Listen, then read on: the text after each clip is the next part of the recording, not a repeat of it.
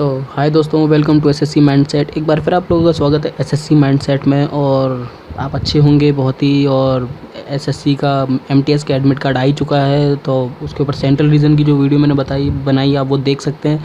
ठीक है, वहाँ पर मैंने डायरेक्ट लिंक डाल रखा है, वहाँ से डाउनलोड कर सकते हैं। नहीं तो एसएससी की वेबसाइट पर भी आप जा सकते हैं, वहाँ से डायरेक्ट डाउनलोड कर लीजिए। सेंट्रल रीजन की पे जाना है, ठीक है। और भी जैसे आप बाकी आएंगे मैं आपको बताता रहूँगा। और इस वीडियो में हम बात करेंगे हिस्ट्री को कैसे पढ़ें, क्या पढ़ें और कौन कौन से मेन टॉपिक्स हैं। ठीक है, डिटेल वाइज आपको बताऊंगा कौन कौन से मेन टॉपिक है और उन्हें कैसे पढ़ना है।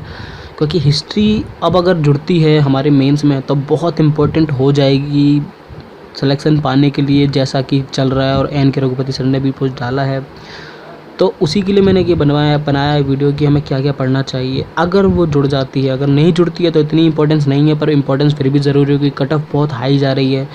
ठीक है, तो अगर कट ऑफ हाई जाती है तो हमें नंबर लाने पड़ेंगे जीएस में भी, तो उसके लिए हिस्ट्री बहुत इंपॉर्टेंट पार्ट है हमारा। ठीक है, तो शुरू करते हैं अपना। ठीक है, कि हिस्ट्री को कैसे पढ़ें और क्या पढ़ें। तो अगर बात करें तो सबसे पहला जो मैंने लिया है पार्ट वो है हिस्ट्री पार्ट 1। इसमें पार्ट 1 में हमने शुरुआत की बात करी है, जो हमारी जैसी इंपॉर्टेंट वॉर्स थी। ठीक है, कि किसने किसके साथ लड़ाई की, कब की, कहाँ की, कौन जीता। ठीक है, चाहे वो पुरानी हो पृथ्वीराज चौहान की या फिर मौर्यों की लड़ाई हुई, चाहे पानीपत की लड़ाई। ठीक है, जितनी भी हमारी इंपॉर्टेंट वॉर्स होंगी हमारी इंडिया में अभी तक, चाहे वो राजाओं के बीच में हो, चाहे वो हमारी मॉडर्न हिस्ट्री से रिलेटेड हो, चाहे ब्रिटिश की और हमारी जो डेनमार्क वाली थी, डैन आर्मी थी या फ्रेंच आर्मी थी, इनके बीच में भी अगर कभी लड़ाई हुई है, ठीक है, तो वो भी हमें पढ़ना ही पड़ेगा।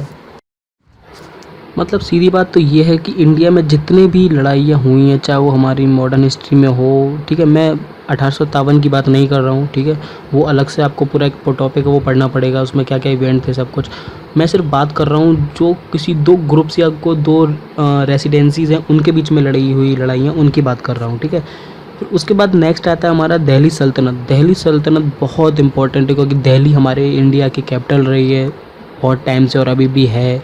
तो उसमें जिन जिन ने राज किया, चाहे वो कोई सी भी डायनेस्टी हो, ठीक है, चाहे वो मुग़ल डायनेस्टी हो, चाहे वो खिलजी हो, ठीक है, तो जितनी भी हैं, चाहे बलबन हो, वो सारी आपको पढ़नी पड़ेंगी। जैसे कुतुब बिन ऐबक है, इल्तुतमिश है, रज़िया सुल्तान है, बलबन है, अलाउद्दीन खिलजी है और उसकी पॉलिसी हुई जितनी।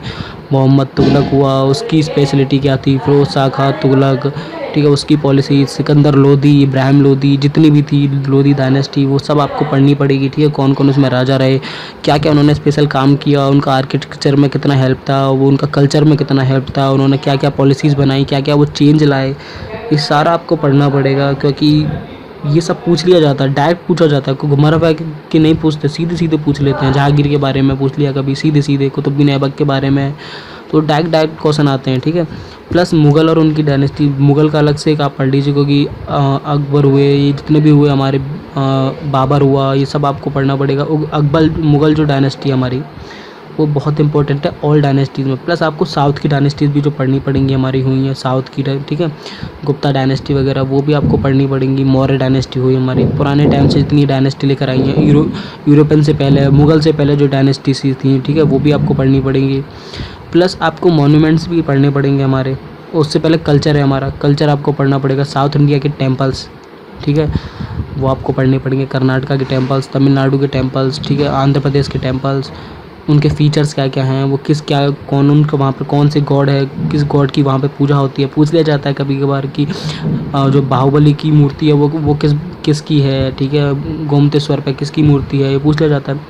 और गोपुरम हमारा हुआ, ठीक है, और गर्भगिरा हुआ हमारा, होयसाला टेम्पल हुआ, ये सारे उसके एग्जाम्पल है। जो भी साउथ के इंपॉर्टेंट टेम्पल है आपको नेट पे मिल जाएंगे, नहीं तो मैं एक अलग से वीडियो बना दूंगा इसकी, साउथ के इंडियन जो साउथ इंडिया के टेम्पल्स हैं या जितने भी मॉन्यूमेंट्स हैं साउथ इंडिया से रिलेटेड, ठीक है, सब बनाऊंगा। आप बस जुड़े रहिए हमारे साथ। अभी तक सब्सक्राइब नहीं किया तो यार सब्सक्राइब कर दो। ठीक है, प्लस हमारे मॉन्यूमेंट्स जितनी भी मस्जिद हुई, दरगाह हुई, हमारे गेट्स हुए, बुलंद दरवाज़ा वगैरह, प्लस जितने भी हमारे फोर्ट्स हैं हमारे, ठीक है, ये सारे जो मॉन्यूमेंट्स हैं, कुतुब मीनार वगैरह, जो भी जितने भी जुड़े हुए हमारे, ठीक, कुतुब मीनार किसने बनवाया, लाल किला किसने बनवाया, आगरे का, दिल्ली का, ये सब अलग अलग तरह के आ जाते हैं क्वेश्चन, तो ये भी पढ़ना बहुत ज़रूरी है। प्लस उसके बाद आता है ट्रैवलर, ठीक है, कितने जो हमारे जो यात्री थे, ठीक है, जो पानी के रास्ते यूरोपियंस आए, ठीक है, सबसे पहले को इंडिया में कौन आया, मुगल्स आए, जितने भी ट्रैवलर थे हमारे, चाइना से कौन कौन आया हमारे यहाँ, ठीक है, ह्यू सेंग हुआ हमारा, Marco Polo, Ibn Battuta, Niccolo कॉन्टी,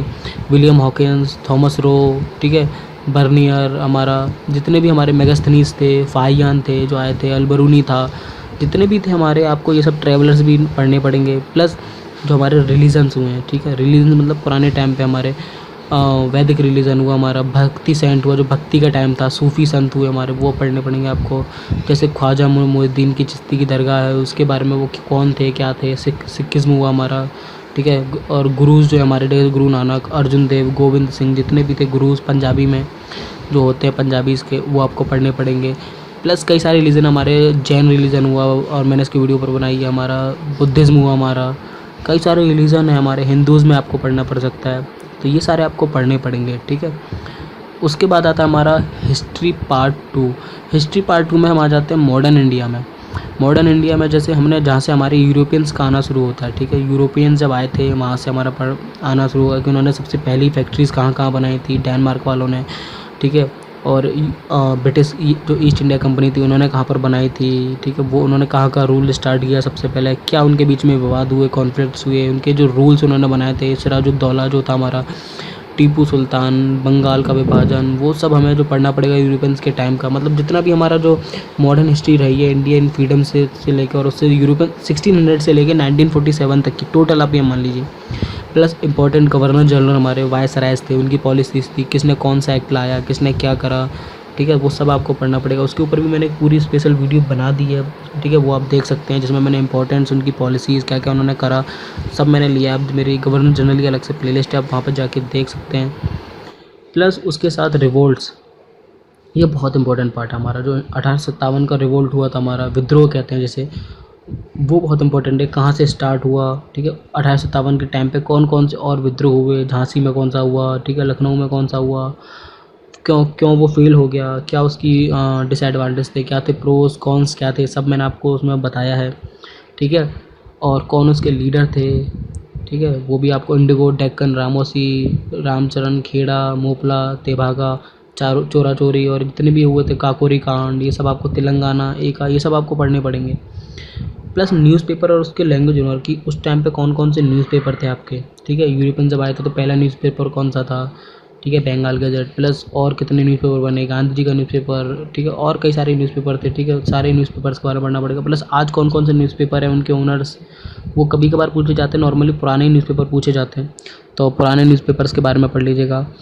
plus various organisation and their founders, ठीक है, जैसे जितनी हमारे जो संस्थाएं और ऑर्गेनाइजेशन, संघ बने हमारे, ठीक है, ग्रुप्स बने, वो जैसे आर्य समाज हुआ, राधा स्वामी, नामधारी, साधारण ब्रह्मो, मेनली ब्रह्मो, और प्रार्थना समाज हमारा, ठीक है, Ramakrishna Mission, servants of India, Purna Seva सदन, सत्य शोधक, अरावीपुरम, जस्टिस पार्टी, बहिष्कृत हितकरणी, सेल्फ रेस्पेक्ट, हरिजन सेवक, ठीक है। तो ये कई सारी हमारी पार्टीज़ हैं, ठीक है। प्लस अलीगढ़ हमारा, तत्वबोधनी हमारा समाज था। तो ऐसे कई सारे समाज हैं जिनकी आपको पढ़ना पड़ेगा, ये सारे टॉपिक है, ठीक है।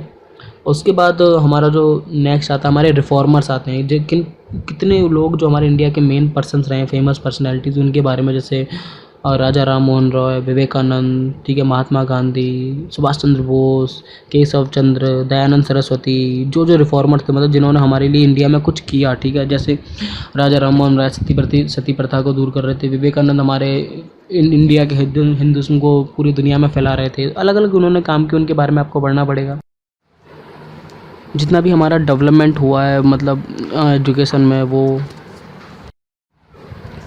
ठीक है। प्लस जो हमारे जितने भी मैकलॉय के थे और सार्जेंट हंटर कमीशन आया था, जो भी मतलब जहाँ से हमारा एजुकेशन डेवलपमेंट हुआ है, वो सब आपको पढ़ना पड़ेगा इंडियन फ्रीडम के टाइम पे, ठीक है। प्लस आता है फ्रीडम स्ट्रगल, कांग्रेस कैसे बनी, ठीक है, कांग्रेस के सेशंस हमारे, मैंने उसकी वीडियो बना रखी है, आपको पहले ही देख सकते हैं।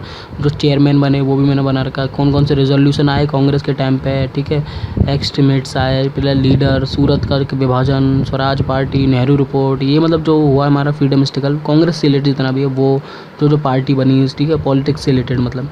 प्लस गांधी जी सबसे अलग से एक स्पेशल टॉपिक है, जैसे चंपारण हमारा हुआ, ठीक है, खेड़ा हमारा, नॉन कॉपरेशन मूवमेंट, खिलाफत आंदोलन, क्विट इंडिया मूवमेंट, गांधी और इरविन के बीच के समझौता, गांधी और अम्बेडकर के बीच का विवाद, गांधी और बोस के बीच का विवाद, ये सब आपको पढ़ना पड़ेगा गांधी जी से रिलेटेड, ठीक है।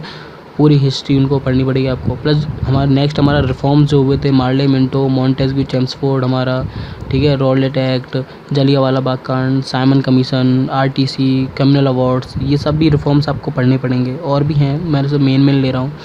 प्लस उसके बाद जो हमारे एक्ट आए हैं, ठीक है, एक्ट कैसे, जैसे 1909 का एक्ट, 1919 का एक्ट, ठीक है, 1935 का एक्ट, 1947 का एक्ट, ये भी आपको अलग से पढ़ने पड़ेंगे।